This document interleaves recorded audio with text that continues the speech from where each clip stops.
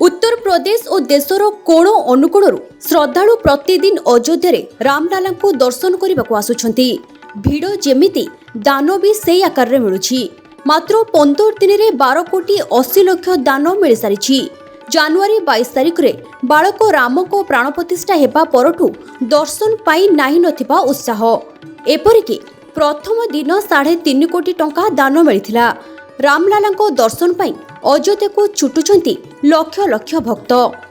दैनिक 1.5 लाख भक्तों को दर्शन कराइबारे प्राथमिक व्यवस्था रखा जाइतिले भी ए संख्या 2 गुणरू अधिक हेबो बोली अनुमान करा जाउछि।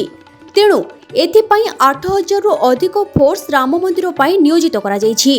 यूपी पुलिस सह रैपिड एक्शन फोर्स सीआरपीएफ एवं अन्य पारामिलिटारी फोर्स मध्य मुतयन हेउछंती। जनवरी 22 तारिख रे शेष होईछि काल कालर प्रतीक्षा। साकार होईछि कोटी आखिर राम मंदिर स्वप्न। 500 वर्षर त्याग संघर्ष और बलिदान रे पड़िछि पूर्णछेद। सतरे परिणत होईछि अगणित राम भक्तों वज्र शपथ। मंदिर वही बनाएंगे।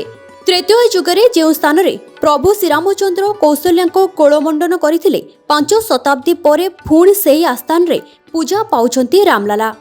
आउ सेही रामलाला को टिके आखि पुरे देखिबाकू अयोध्या रे भक्तों को भिड़ जमुछि।